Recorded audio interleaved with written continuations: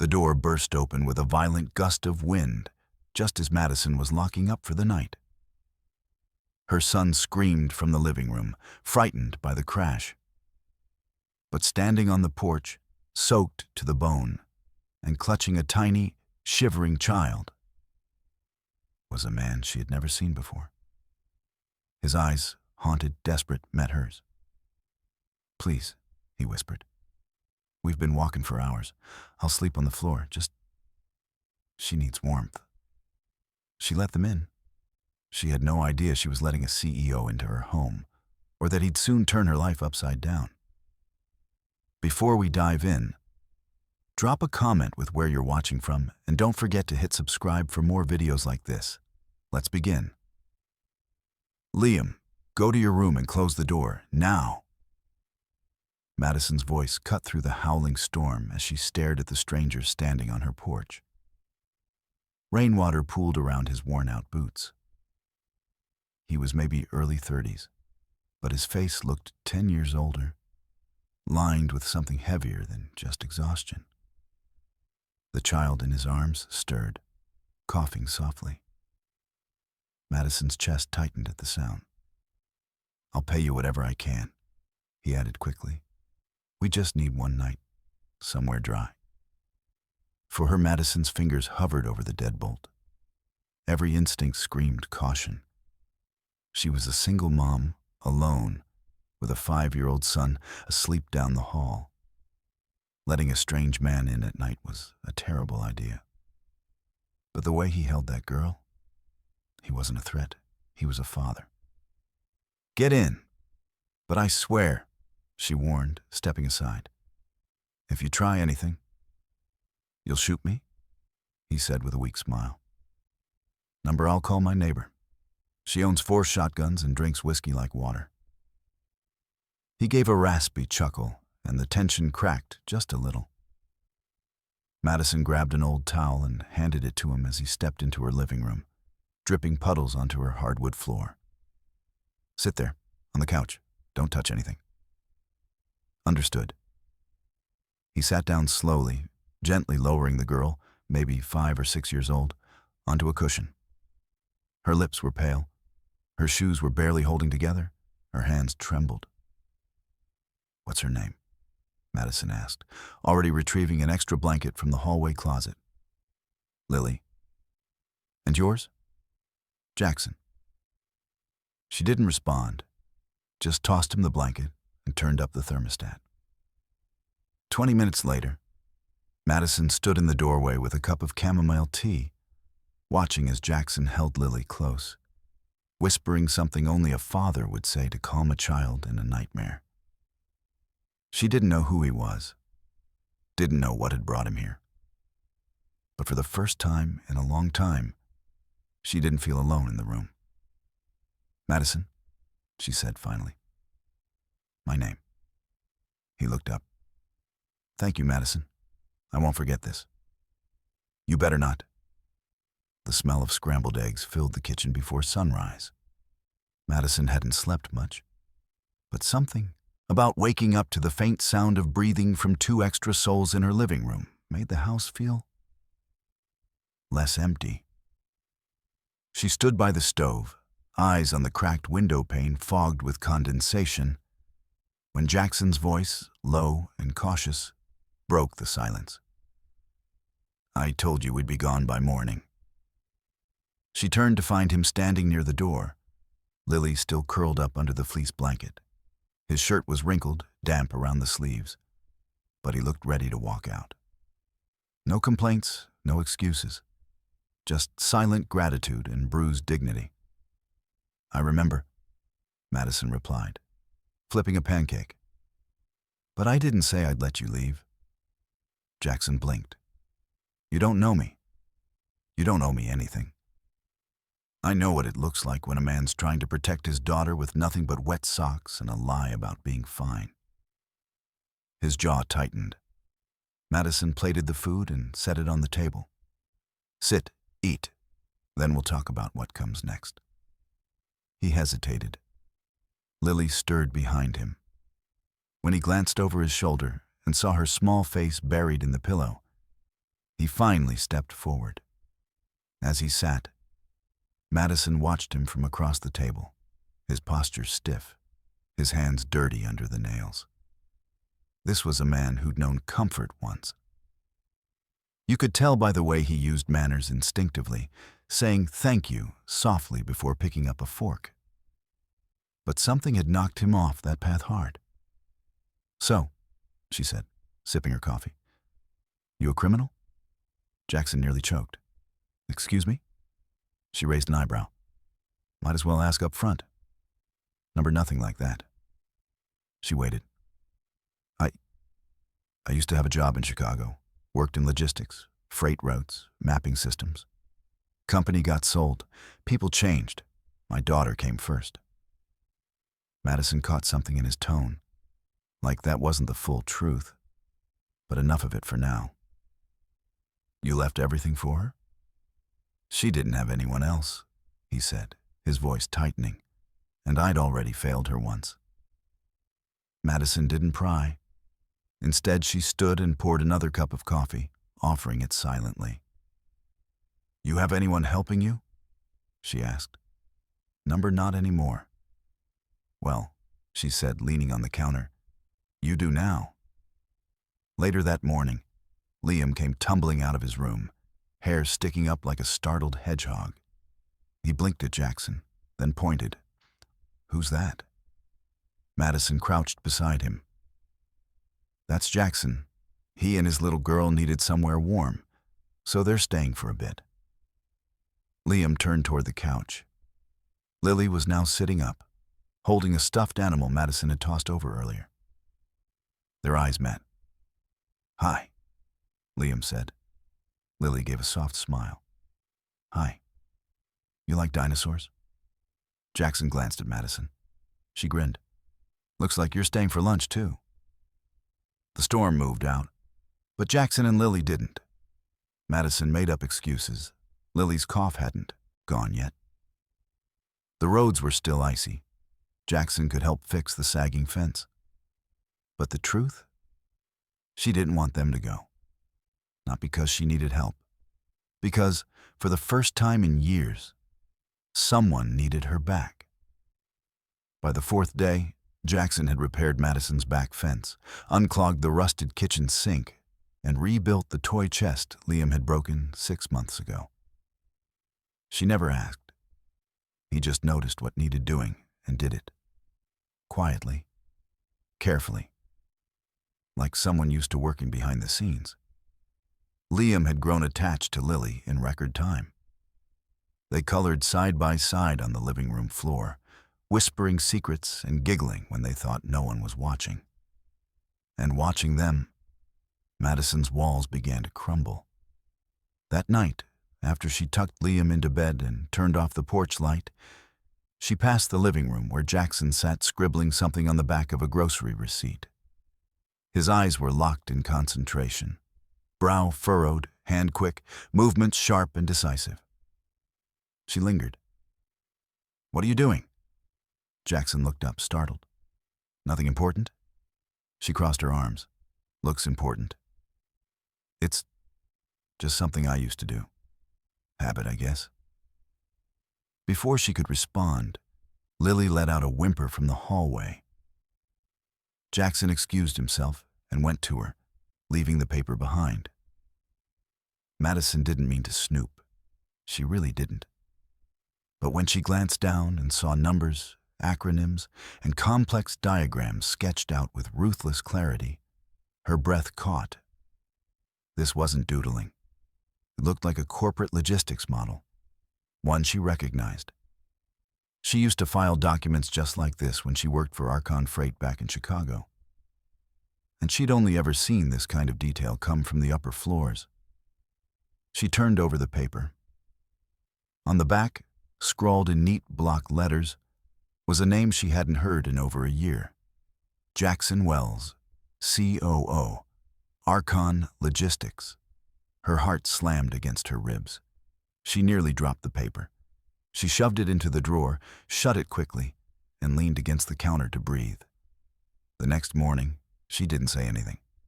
Neither did he. But when she handed him coffee, Her eyes lingered. "You were someone important once, huh?" she said softly. Jackson froze mid-sip. His expression changed, just slightly. That guarded flicker again. "I'm not anymore." Madison didn't press. She only nodded. "You're still important to Lily, and to Liam. That's more than most men can say." Jackson set the mug down. "You're not going to ask?" "No," she said. "You'll tell me when you're ready." That afternoon, while Jackson picked up shifts helping Marcy reorganize her tiny grocery store's back room, Madison did something she hadn't done in a long time. She printed her resume. Then she sent it to 5 companies. Something about having him there. Someone competent, quiet, carrying so much weight, but still standing, lit a fire under her again. She didn't want to just survive anymore. She wanted to build. The kindness that started as shelter had shifted. She noticed it in the small things, like how Jackson now walked Lily and Liam to the edge of the driveway for the bus and waved until they were out of sight. Or how he fixed the loose floorboard in her room without saying a word. Or how he left a post-it on the fridge that simply said, "Don't forget to eat today. Jay." That night, as rain tapped lightly against the windows and the world felt still, Madison walked past Jackson in the hallway. He whispered, "Thank you for not treating me like I'm broken." She stopped. "You're not broken, Jackson. I lost everything." "Maybe," she said, turning to face him. "But you still showed up. You're still fighting for her. That's more than most people ever do." He looked at her then, really looked, and something in his chest cracked open. But he said nothing. He didn't have to. It was a Wednesday afternoon when the black car rolled up Madison's driveway. Not a truck, not a neighbor's Jeep. A matte black Lincoln with tinted windows and a chrome finish that didn't belong on their broken gravel. Madison stepped onto the porch, dish towel still in her hand, and narrowed her eyes. Jackson was in the backyard, sanding down an old birdhouse with Liam. Lily napped upstairs. The car door opened and a man stepped out. Gray suit, leather shoes, clipboard in hand. The kind of man who didn't know how to get dirt under his nails. "Excuse me," he said crisply. "Is this the residence of Mr. Jackson Wells?"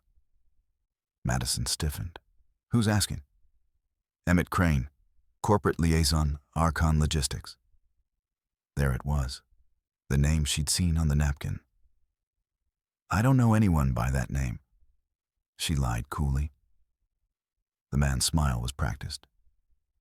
"If you could let him know his former company is extending a formal offer. Immediate reinstatement. New title, relocation package." He handed her an envelope. "We'd prefer if this stayed quiet." She didn't move to take it. "I'll tell him," she said, and turned away before he could say more. When Jackson read the letter later that night, his face didn't change, but his hands did, gripping the edges like they might tear. "They think they can just reel me back in," he muttered. "They're offering a full executive position," Madison said carefully. "New CEO? They want you to run it." "I left that world for a reason." "I know," she said. "But do you want this?" He sat in silence for a long time. The tension in his shoulders returned. The man who used to sleep on her couch looked like someone preparing for war again. "They threw me out when my wife got sick," he said finally. "Said I was distracted. That I should resign to focus on grief. I stepped down to protect my daughter. They sold the company, out from under its people." Madison's chest ached. "Then why are they crawling back now?" "Because their numbers crashed. The new CEO cut costs by gutting the infrastructure I built. They bled clients. They want the old Jackson back to clean up the mess." "So what will you do?" He looked at her then, really looked. and said something she didn't expect. What would you do? She blinked. Me? You're the first person who didn't care about my title. You saw me, just me. I'd make them pay to fix what they broke, she said quietly. But on your terms. Jackson's lips curved. That's exactly what I was thinking. 2 days later, he made the call, not to accept, but to negotiate. They offered him a salary. He demanded equity. They offered him relocation. He told them he wasn't moving. He'd run the company from here, remotely, with his team, on his ground. You're not in a position to dictate terms, the board chair said. Jackson's answer? You don't have a company without me. Check your Q3 losses, then call me back. They called back in 4 hours. Madison didn't say much that night. But when she stepped out onto the porch, where he was sitting quietly watching the stars, she asked only one thing. Are you leaving? No, Jackson said. Lily's finally sleeping through the night. Liam calls me his backup dad. You made this place feel like home. I'm not leaving. Then what happens now? He turned to her, something burning behind his eyes. Now, he said. Now we build something better. 3 weeks later, Madison stood frozen in the middle of her tiny kitchen, holding her phone like it had just bitten her. Miss Hale? The man on the other end repeated. This is Charles Mendez from Archon Logistics. Mr. Wells suggested we speak with you directly about an opportunity. Would you be available to come into our temporary operations center tomorrow morning? She couldn't breathe. I'm sorry, what? You're on our short list for Community Integration Director. We're relocating key leadership here. Mr. Wells believes you're a critical part of this transition. She hung up the call, heart pounding. She stormed into the backyard where Jackson was repainting the old fence with Liam and Lily. You told your board to hire me? Jackson looked up, brush in hand. Number I told them they'd be fools not to. I'm not qualified. You ran this house like a 5-star operation, held down 2 jobs, and raised the kindest kid I've ever met. You're more qualified than anyone I know. She stared at him, stunned. You're serious? Jackson wiped paint from his hands and walked toward her slowly. Madison, you didn't just give us shelter. You gave us dignity, hope. You didn't see a CEO or a ghost of a man. You saw someone who needed help and didn't flinch. That's leadership. She shook her head in disbelief. I used to shelve books. I volunteered at the food pantry. He smiled. And that's why you belong at the top. 3 months later, the new Archon HQ wasn't a glass tower.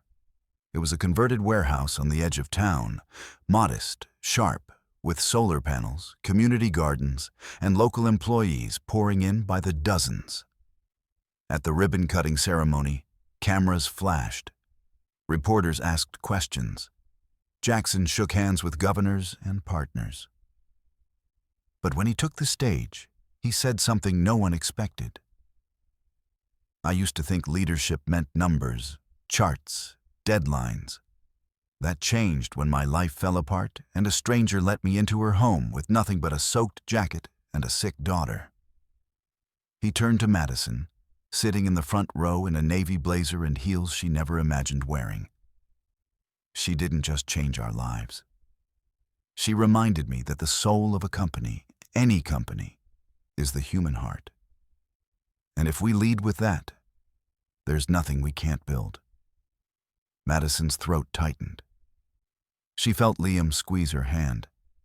After the speeches and applause, after Lily and Liam ran around the new playground built beside the HQ, Madison leaned on the railing and looked out over the crowd. Jackson appeared beside her, silent for a moment. Then he said, "You still think you're not qualified?" She turned her face to him slowly, tears forming. I think I've never felt more scared or more ready in my life. He reached into his coat pocket and handed her something, a small folded napkin. On it was the original sketched system he'd written that first night. And beneath it, in newer ink, was a sentence she hadn't seen before. None of this would have happened without her. She laughed through her tears. You're such a sap. He looked at her with a softness she hadn't seen before. Only for you. That night, back at the house, with 2 kids asleep and the storm just a whisper of memory, Madison walked into the kitchen and found Jackson there, waiting. He held up 2 mugs of tea. Thought you might need this. She took it, paused, then said, So what now? Jackson leaned against the counter, close enough that her heart stuttered. Now we make a life, one built on storms, kindness, and everything we didn't know we were missing. And Madison knew. This wasn't the end of a hard story. It was the beginning of something real.